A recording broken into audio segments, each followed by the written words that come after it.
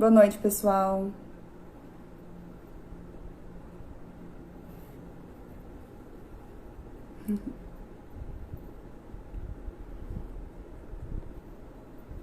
Eu vou chamar o professor.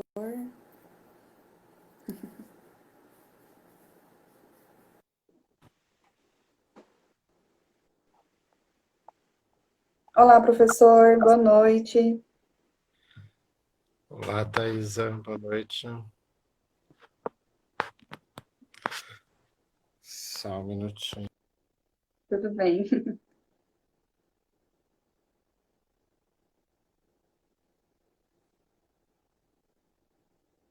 Boa noite, gente.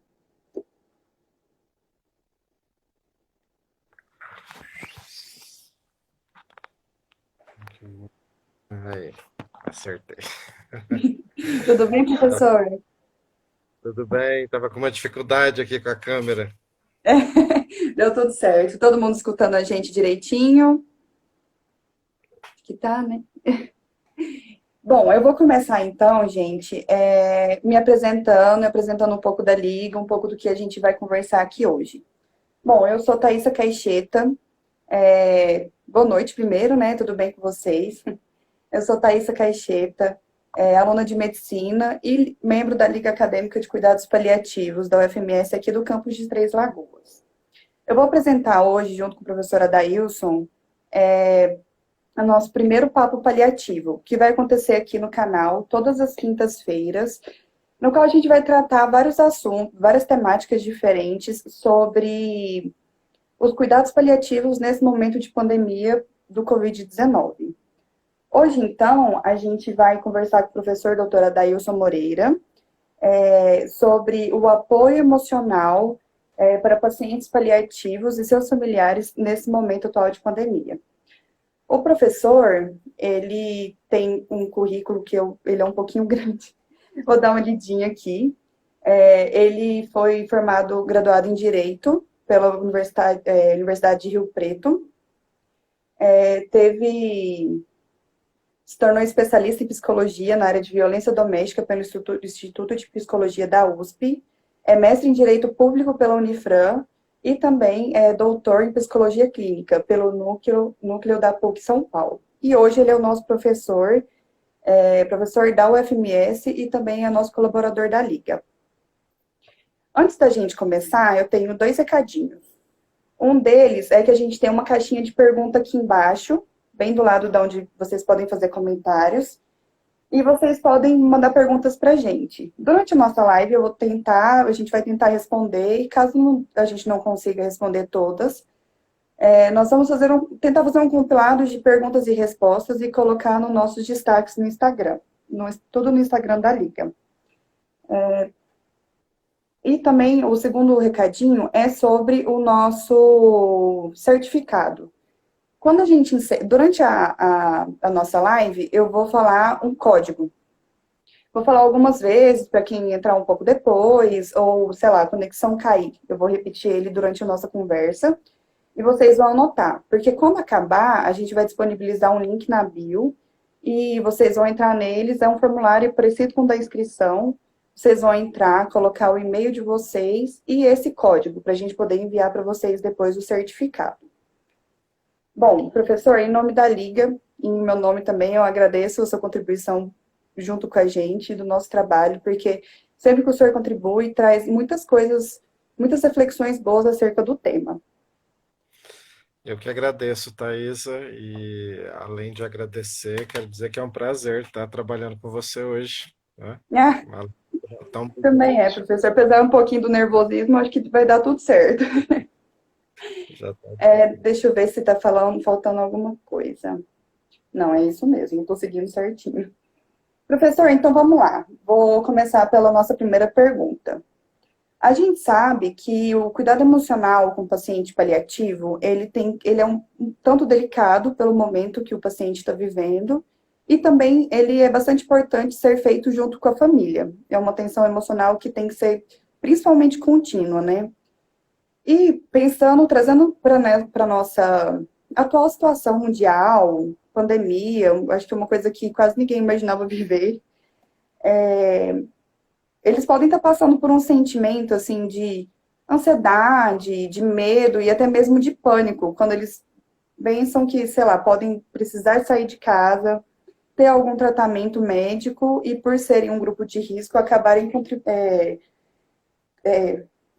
sendo infectados pelo coronavírus, né? O que o senhor pode sugerir para a gente de medidas para que eles possam acalmar um pouco esse sentimento de ansiedade, de medo, de pânico? O que o senhor sugere? Bom, Thaisa, boa noite a todos, todos que estão nos ouvindo. É, quero agradecer o convite, né? Já falei que é um prazer estar aqui, trabalhando com a Liga, com a Thaisa, com a professora Juliana e com todo mundo que está na organização desse projeto. Bom, com relação ao que está acontecendo no mundo hoje, há um sentimento bastante generalizado de medo, de ansiedade, de expectativa de saber o que está acontecendo. Então, não é algo que está específico, que vai acontecer específico para um grupo, é generalizado. Todo mundo está sofrendo isso. Todo mundo está vivendo um medo, uma incerteza, uma insegurança. Por mais que a gente esteja recebendo um monte de informações, mas junto com essas informações também vem um monte de informações falsas, um monte Sim, de fake news, e isso contribui para que a ansiedade aumente, né? Então, esse quadro ele é geral, está acontecendo com todas as pessoas, de um modo geral, né? Não existe nenhum grupo específico que esteja sofrendo mais ou menos, tá? com Agora, certeza. quando a gente fala dos pacientes em cuidados paliativos, em pacientes que estão na fase terminal da vida, nós temos uma agravante para essa situação toda, né? Uhum, O paciente já vem de uma situação estressante, já vem de uma situação de bastante ansiedade, né? sim, Levando em consideração que a nossa cultura, a nossa sociedade não está habituada a tratar da morte, não está habituada a tratar das questões do luto, né? Nós não vivenciamos, enquanto sociedade, nós não vivenciamos o luto de uma forma adequada, né? Nós não sim, vivenciamos o morrer de uma forma adequada. Então, esse paciente que já está em cuidado paliativo, que já vive uma situação bastante delicada, ele vai ter uma agravante. Não só ele, mas todo o grupo, toda a família, porque isso vai desestruturar toda a família. Então, se antes da quarentena, antes dessa pandemia, os nossos pacientes oncológicos, por exemplo, já tinham que sair na rua de máscara, né? Agora imagino, isso é um imperativo, né? Então, agora ainda sim, tem a higienização das mãos, a própria higienização corporal, as roupas, né? O cuidado com as roupas. Então, é uma ansiedade bastante grande para esse paciente e para a família, né? E justamente quando a gente fala de cuidados paliativos, nós estamos falando numa situação, num momento de vida, em que aquela pessoa que está morrendo, aquela pessoa que tem uma doença terminal, ela precisa de todo o amparo familiar, ela precisa de toda a união do seu grupo, e é exatamente nesse momento em que a gente não pode estar junto, tá? Nós não sim, podemos ser com essa pessoa, tá? Então aí já entra um grande desafio, como estar junto com uma pessoa que está em cuidado paliativo? Como estar com um idoso, bastante idoso, né? hum, E por si só já é uma situação paliativa, né? Então sim, são os grandes desafios que a gente se depara numa situação dessa. A manutenção do vínculo, né, por meio do telefone, as videochamadas, é de fundamental importância nesse momento, porque apesar da proximidade ser não ser recomendada nesse momento, a gente precisa estar junto com os nossos pacientes que estão indo embora, com os nossos parentes, com os nossos entes, né? E como fazer isso? Né? Quando aquele núcleo, já existe um núcleo ali em que é o paciente terminal, ele vive com o núcleo familiar, isso vai acontecer de forma naturalmente, porque a família não vai se dissociar. Mas e quando e aqueles parentes que não estão perto, né? Aqueles Sim. parentes, esses acabam mantendo a distância. Mas aí a gente precisa usar a tecnologia para manter esse contato, né? Então, a ansiedade e o medo, né? Esse momento está gerando bastante estresse, né? E eu queria, dentro dessa perspectiva desse momento que a gente está vivendo, né? é, Falar que quando a gente está nessa situação de indefinição, de insegurança, o estresse emocional vai ser bastante acentuado, tá? Para qualquer pessoa, para qualquer Sim. um, né? E o paciente em cuidado paliativo, ele também vai ser vítima desse estresse, tá? Então, você me pediu para falar algumas coisas, Thaisa, sobre o que a gente pode fazer numa situação dessa, tá? Sim, para melhorar, né? É, assim, o que eu posso dizer no início, e que eu sei que talvez seja a tarefa psicológica mais difícil para todos nós, né? É a questão da paciência. Então, esse é o momento que a gente tem que ter paciência com todo mundo, né? E Não só muita, né? com os pacientes terminais, mas com os familiares que estão estressados, com as pessoas que estão defendendo ideias estapafúrdias. Na verdade, o instinto de conservação é geral, todo mundo quer sobreviver, todo mundo quer viver. Só que a gente está num mundo com tantos estímulos que cada um acredita numa coisa diferente, né? E muitas vezes a gente acaba perdendo a fé na ciência, naquilo que deve ser, e querendo acreditar numa solução mais fácil. Todos nós queremos essa solução, só que ela não é fácil. Se ela fosse fácil, a gente já tinha resolvido, né? Então, Certeza. paciência, paciência. E eu ouvi uma amiga psicóloga falando sobre esse momento, né? E eu aproveito para plagiá-la, né? E ela disse que, além de muita paciência, aceitação. Nós precisamos aceitar esse momento, aceitar essa dificuldade. Não somos únicos. Não está acontecendo só comigo, ou só com a minha Hum, família, ou só com a minha cidade. É geral, é o mundo inteiro. Todos os países estão passando por isso. Então, aceitar faz com que a gente diminua a nossa revolta, diminua a nossa insatisfação, né? Então, quando a gente aceita, a gente passa até a agir de forma mais assertiva, né? Temos que agir de forma mais assertiva nesse momento. Não é o momento de ficar testando se isso dá certo ou aquilo dá certo. Nós só temos a ciência nesse momento. E a ciência, nós temos que nos apegar à ciência, porque a ciência é que vai salvar, é que vai trazer as respostas para esse momento. Então, sim. paciência, muita paciência com quem está doente, com quem está necessitado, né? A doença, qualquer doença, não precisa ser uma doença terminal, qualquer doença, ela provoca raiva, ela provoca indignação, ela provoca o sentimento de que está sendo injustiçado. Então é natural que a pessoa doente ela fique mais irritada, mais nervosa. E não precisa ser só na doença. Quando a gente fica nervoso, quando a gente está, enfim, com algum tipo de problema, a tendência é que se desconte nas pessoas mais próximas. E as pessoas Sim. mais próximas são aquelas que a gente ama, né?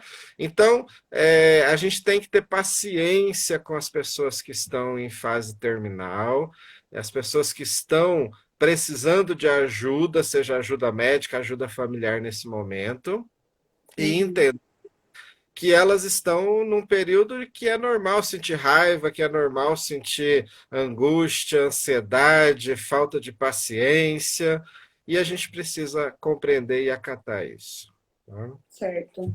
E o senhor acha que tem algumas dicas, por exemplo, sobre ansiedade, fala-se muito sobre um pouco de meditação, controle de respiração. O senhor tem alguma dica, assim, que o senhor pode dar Sim. para dar uma ajudada em casa? Então, eu falei, eu fiz algumas anotações aqui, né? Eu falei que primeiro nós temos que aceitar, né? É importante essa aceitação, né? Porque a aceitação ela leva a próxima dica que eu vou dar, que é a questão da organização. Quando eu aceito, eu passo a me organizar a partir destas circunstâncias. Tá? Então, a partir da nossa realidade, a partir daquilo que é possível, daquilo que não é possível, nós podemos criar uma disciplina.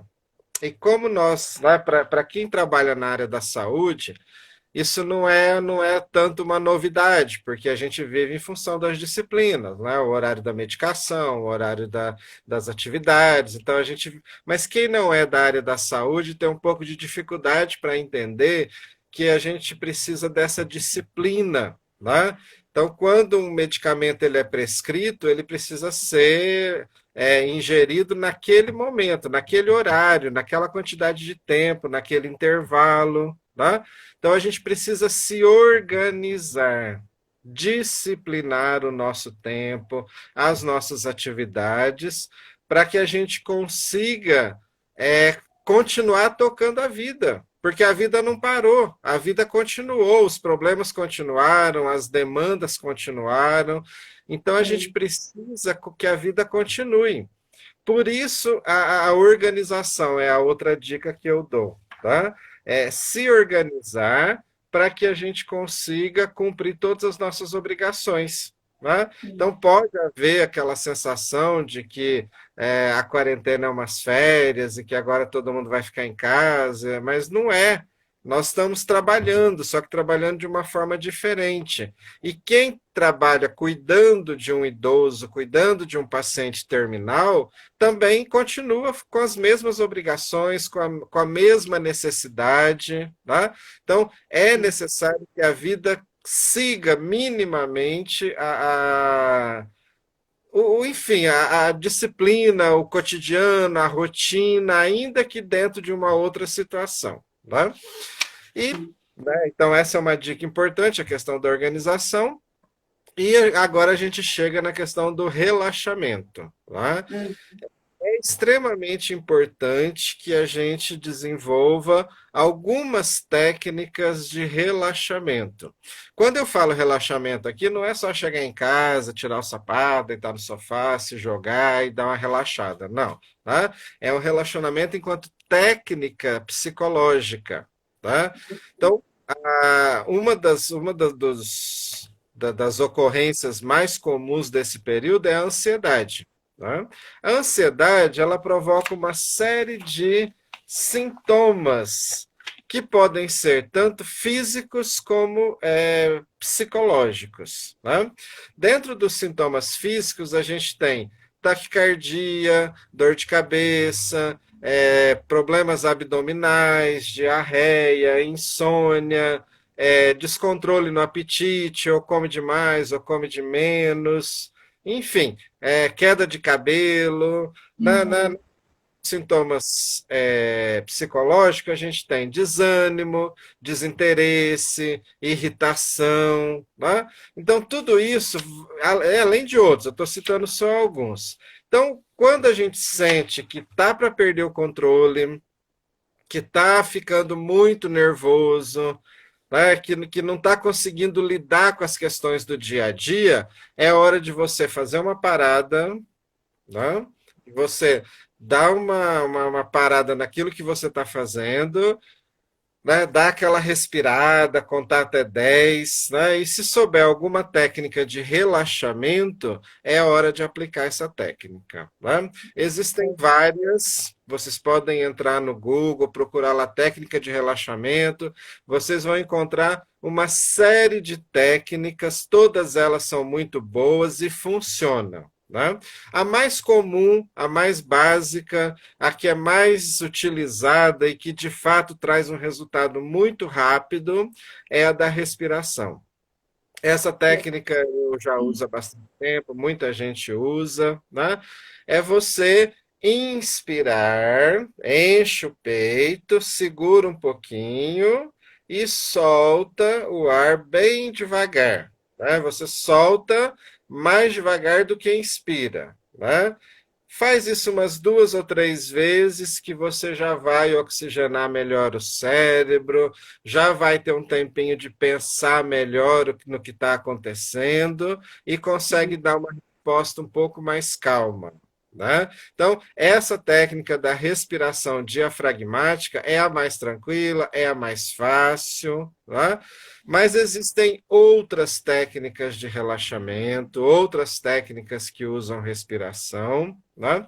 E dentre dessas outras técnicas, nós temos a meditação também, né? Uhum. Nós temos usado muito a meditação na área da saúde, com excelentes resultados. Meditação para curar, ou pelo menos amenizar problemas de insônia, né? Problemas de ansiedade, problemas de depressão. Então, e agora nós temos técnicas de meditação mais rápidas, mais objetivas, né? Quando Sim. essas técnicas orientais chegaram no Ocidente, elas vieram com a cara oriental, né? Hoje nós temos já uma série de técnicas que foram desenvolvidas para nós ocidentais e que surte muito efeito. Então, vai, eu vou fazer meditação, eu tenho que ficar horas e horas lá meditando. Não, você pode começar com 1 minuto, 2 minutos, é aquela paradinha básica, né? Para entrar em contato com o próprio corpo, sentir a própria respiração. Tudo isso vai te ajudar a estar melhor, porque nesse momento, né, nós estamos vivendo um momento excepcional. Todos nós estamos muito ansiosos, todos nós estamos muito nervosos. Então, não é algo que está acontecendo com uma pessoa especificamente. Tá? Então, todos nós precisamos agora aproveitar essa quarentena para dar uma olhada para dentro de nós mesmos. Vai? Eu acho que um dos proveitos que a gente pode tirar agora desse período é que o isolamento social faz com que a gente se depare com a gente mesmo, né? E aí a gente precisa se relacionar com a gente mesmo, com os nossos medos, nossos desafios, as nossas inseguranças, os nossos medos, né? Então é hora de pensar um pouquinho nisso, né? Tá. E professor, como o senhor acha que as diretivas antecipadas de vontade poderia ajudar esse paciente paliativo que está vivendo esse momento tão mais, acredito que um pouco mais intensamente que a gente, né? É. Olha, Thaisa, você toca num ponto bastante importante, tá? Quando a gente trabalha com cuidados paliativos, a gente trabalha com as diretivas de vontade, tá? Que são aquelas vontades que o paciente expressa em vida para que aconteça após a sua morte ou nos momentos em que ele não tem condições mais de responder por si próprio, né? Então, nesses momentos, aquilo que ele falou lá atrás deve ser respeitado, né? É função da família. Então, é muito importante que aí a gente entra em outro assunto, que é a questão da própria morte, né?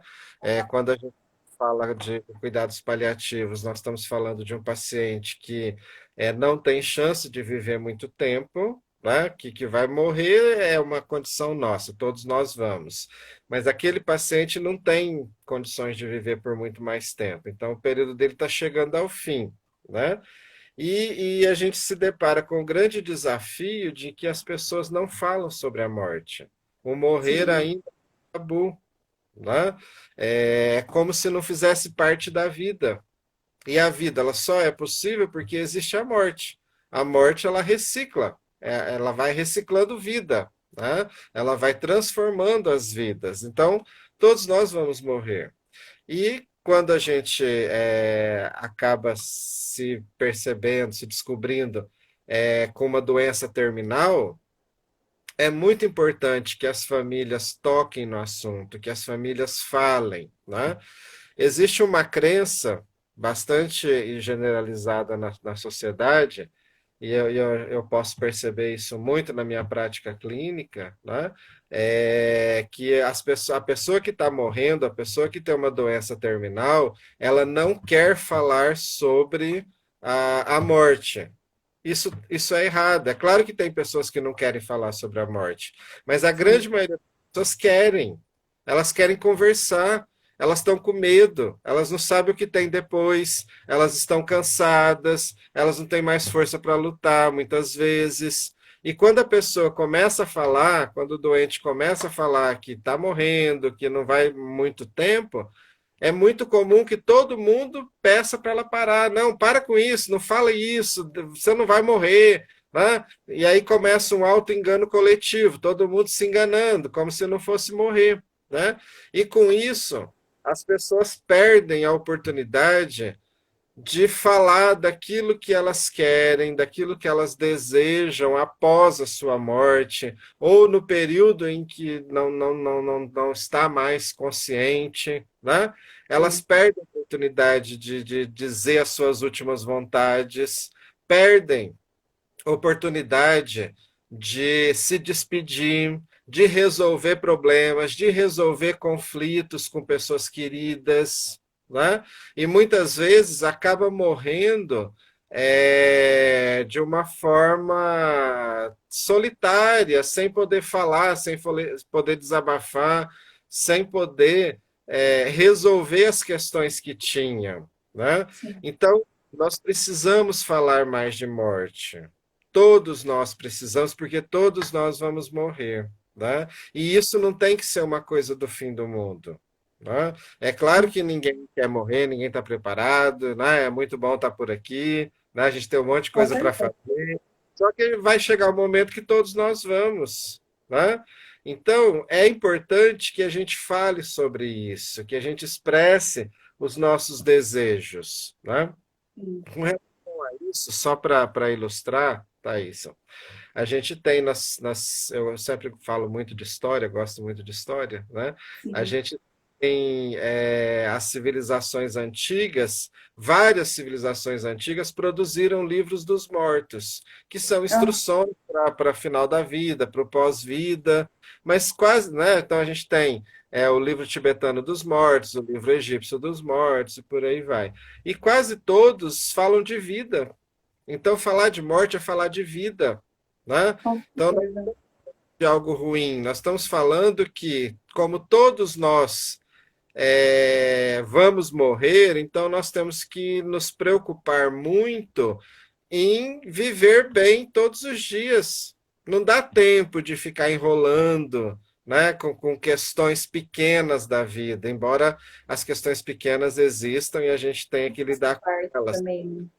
Só que nós precisamos viver bem, porque pode ser o último dia da nossa vida, né? Sim. E quanto melhor a gente viver e quanto mais a gente falar sobre isso, menos medo a gente vai sentir, né? E as diretivas de vontade, elas entram nessa perspectiva de falar, né? Desde que o assunto não seja tabu na família, as pessoas vão ter liberdade para dizer o que querem, o que não querem, né?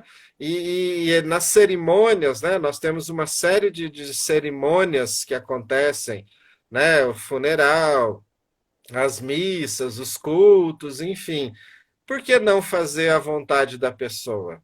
Né? Sim. Eu já vi a gente dizer assim, olha, no meu velório eu não quero choradeira, eu quero música, eu quero alegria, né? Se a pessoa viveu dessa forma, se a pessoa acreditava nisso, por que não? né?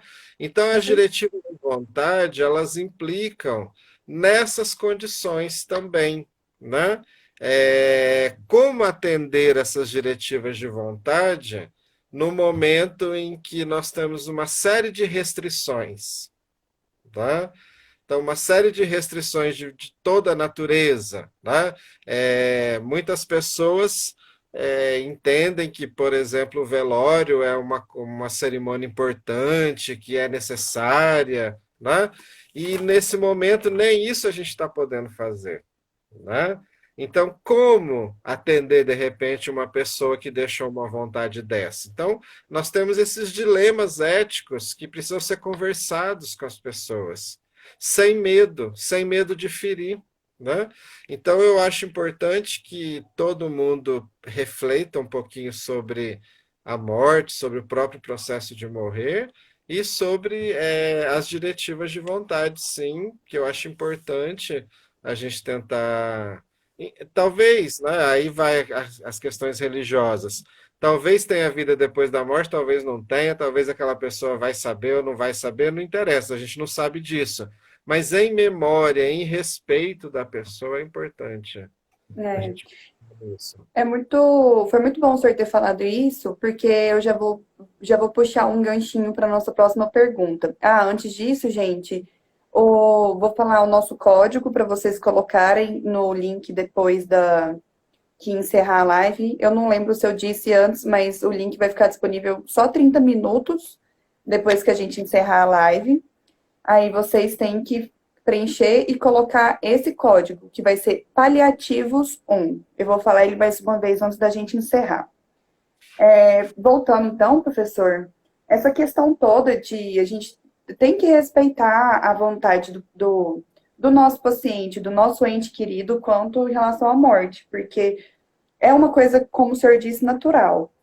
E pegando esse gancho todo de pandemia, tudo isso que a gente está vivendo, se a gente parar para pensar um pouquinho, a gente vê que o paciente que está com o Covid, ele acaba se tornando um paciente paliativo. E Hum. mesmo ele sendo um paciente paliativo, e apesar dele ser um paciente paliativo, que já é uma coisa que já é bastante delicada, além disso tudo, ele precisa ficar em isolamento hospitalar. Muitas vezes ele não tem como se comunicar, não tem como ver os seus familiares. Então, essa segunda pergunta, eu queria que o senhor falasse um pouco, um direcionamento sobre o luto, as fases do luto, como que esses familiares poderiam, talvez, ter um enfrentamento melhor com esses pacientes que foram acometidos pelo Covid-19. Uhum. Bom, Thaís, é isso mesmo que você falou, né? Essa pandemia ela é bastante cruel, porque ela está disseminada pela sociedade, e a única forma de tratamento que existe é o isolamento, né? Não, aqui a gente está falando do isolamento social, mas na forma de tratamento, o paciente ele é tratado isolado, então ele Sim, não pode receber visita. Até há uma tentativa de estabelecimento de comunicação por meio dos telefones, dos tablets, né, para que aquela pessoa possa se comunicar com a sua família, né? sim, Mas, de um modo geral, o paciente com Covid, ele vai ficar sozinho. Tá?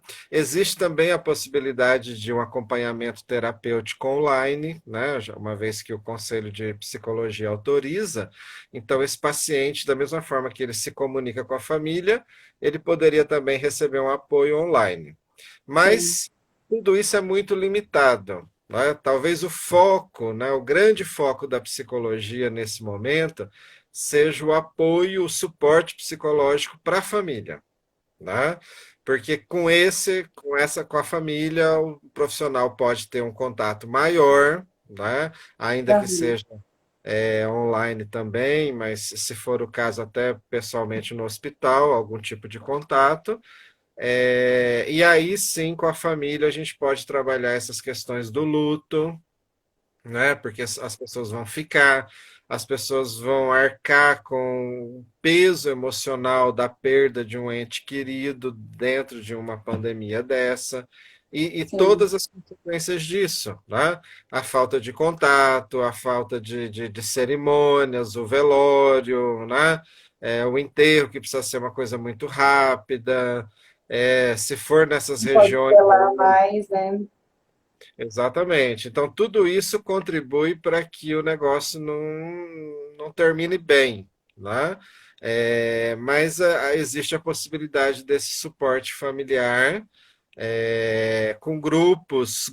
Hoje a gente está trabalhando muito com grupos virtuais, em que você pode ouvir não só o psicólogo, mas a enfermagem, os médicos podem ter um contato maior para trabalhar com a família dessas pessoas. Tá? Sim. Tudo isso no sentido de acolher e amenizar a dor psicológica desse momento. Tá? E o senhor, assim, a gente sabe que a gente tem algumas fases, né, no luto. É, não sei, o que que o senhor acha que poderia ser facilitado para as pessoas passarem um pouco por essa fase? O senhor acha que tem alguma maneira?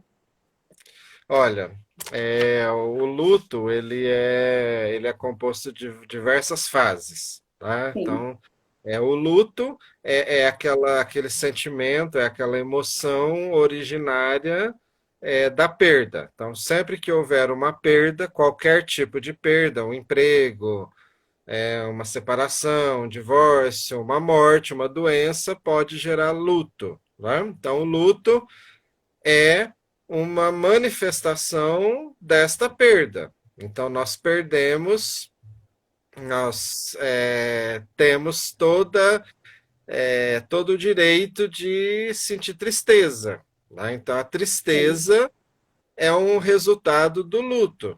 Né? Então, é importante que a gente viva o luto. Tá?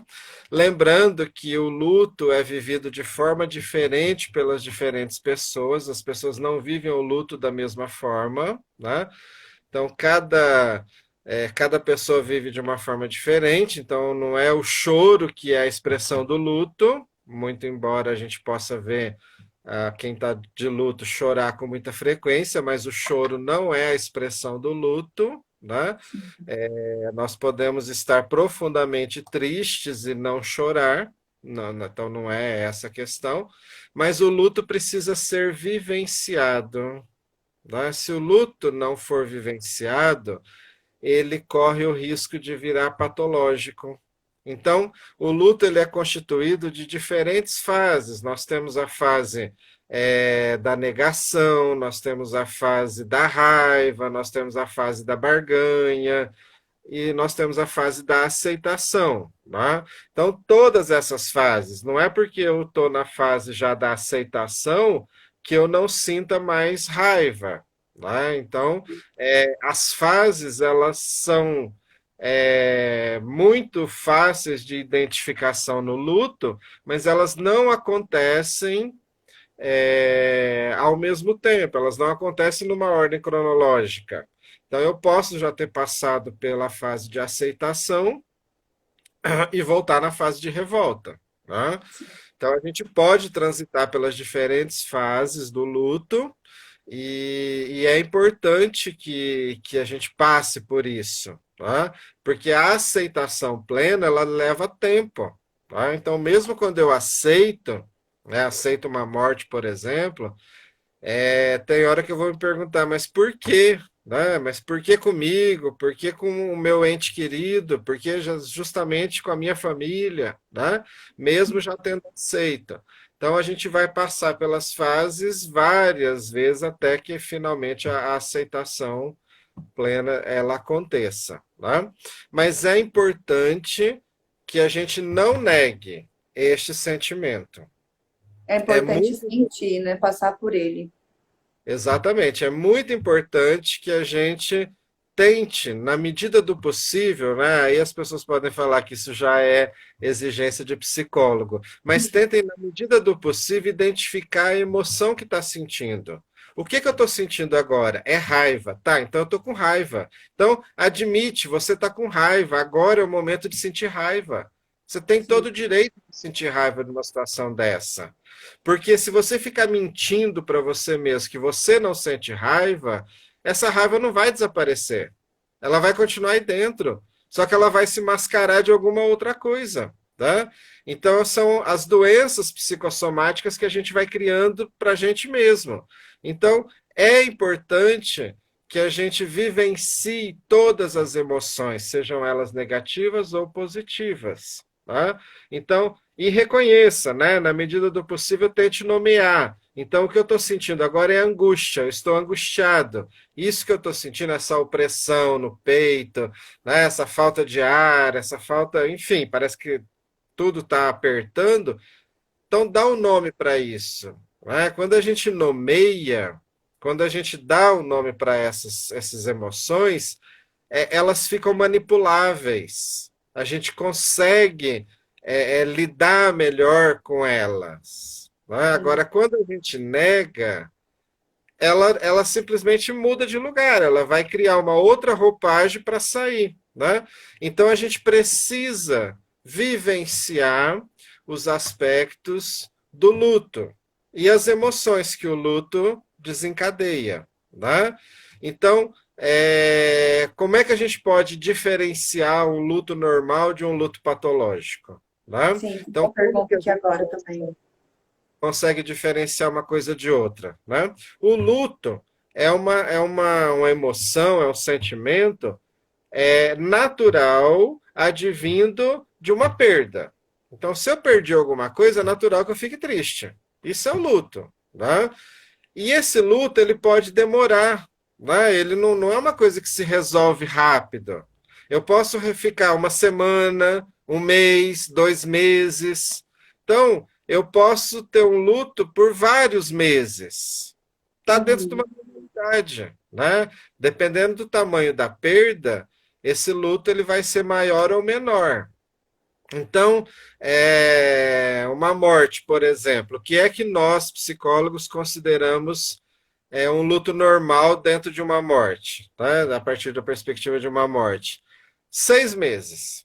Então, se dentro de 6 meses a pessoa ainda chorar, se sentir triste, arrasada, está dentro de uma normalidade. A partir de 6 meses, a gente começa a ter um luto patológico.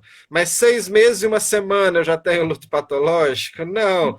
Tem que ser todo um contexto que vai ser avaliado por um profissional da psiquiatria ou da psicologia, Sim, mas a pessoa pode estar resolvendo já. Então a gente fala uma média de 6 meses, mas ela pode durar 7, 8 meses e resolver o luto sem grandes problemas. Então é uma média, é uma média de tempo para refazer a vida, para que as coisas voltem ao normal. Né? Então o luto ele é patológico a partir de quando ele se estende demasiadamente no tempo. Né? Então, por exemplo, uma pessoa que está há 2 anos, há 3 anos sofrendo de luto, ela já está num luto patológico. Né? sim. Ela já está numa situação em que talvez sozinha ela não consiga lidar com esse luto. Talvez ela precise de ajuda profissional para lidar com esse luto porque já passou tempo demais, né? Então, a grande maioria das pessoas vão conseguir resolver os seus lutos sozinhas? Sim, sim, a grande maioria das pessoas conseguem. Mas algumas pessoas precisam de ajuda, né?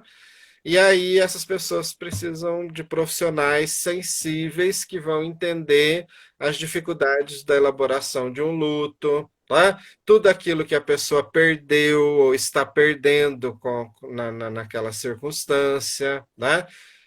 No caso da morte, por exemplo, o que aquela pessoa significava, ressignificar a vida, né? Então Sim. tem uma série de questões que a gente precisa observar, mas lembrando que a nossa sociedade midiática, tecnológica, ela não permite que a gente vivencie o luto da maneira correta, né? A vida é Sim. muito rápida, as coisas acontecem de forma muito rápida e a gente tem que estar pronto para isso. Só que precisamos vivenciar o luto. Precisamos vivenciar a tristeza, porque a vida ela é feita de ganhos, mas ela também é feita de perdas, tá? Quando as perdas acontecem, o luto ele é saudável e ele é necessário, e a gente precisa vivê-lo. Eu acho que tirando as mortes assim fatais, acho que principalmente em questão de pacientes e cuidados paliativos, esse momento que a gente está vivendo, quantas pessoas a gente tá perdendo, né, no mundo, eu acredito que quanto mais a gente falar, conversar sobre a morte e também deixar a questão de diretivas antecipadas, eu acho que melhor vai preparar o nosso luto, não é, professor? Exatamente. Quanto mais você falar disso, preparar as pessoas, se preparar para a própria morte, né? O Freud ele diz lá no Luto e Melancolia que o ego não é capaz o superego não é capaz de prever a própria morte, né? Tem dificuldade. Mas eu acho que nós já chegamos num outro patamar psicológico e nós podemos, né? Temos que prever a nossa morte, assim como a gente tem que prever o futuro, né? A velhice, doenças, a gente tem que olhar sempre para frente, né? Quem não Uhum. olha para frente é surpreendido pela vida, né? E eu já me deparei com pessoas que se viram de repente surpresas porque envelheceram, né? Olha só, uma coisa que a gente acha que é tão natural, de repente a pessoa acorda e fala, envelheci, e daí? O que que vai fazer da vida? Né? É, A pessoa não tinha um plano B, né? Então, quando você não olha para frente, quando você não pensa no que vai te acontecer, a vida te prega surpresas. Então, se você nunca se deparou com a questão da morte, um dia você vai morrer. E aí, como é que você vai lidar com isso? com Tá? certeza. Quanto mais a gente conversar com isso, falar, não vai ficar mais fácil, porque a morte ela é sempre dolorosa. Mas lidar com ela pode ser menos difícil. Sim, A gente fala, quando a nossa família fala, quando as pessoas sabem o que a gente pensa, o que a gente acredita. Né? sim, com certeza. Bom, o senhor quer falar mais alguma coisa, professor? Eu estou aqui procurando. A gente teve duas perguntas, só que o pessoal mandou nos comentários. Pessoal, se alguém quiser mandar aqui na caixinha de pergunta que fica do lado do lugar dos comentários para a gente responder, a gente ainda tem um tempinho. Uhum. Eu quero falar, dar só algumas dicas para lidar com pacientes em cuidados paliativos nesta fase, especificamente nessa Ótimo, fase. professor. Ótimo. Aí fica bom para a gente.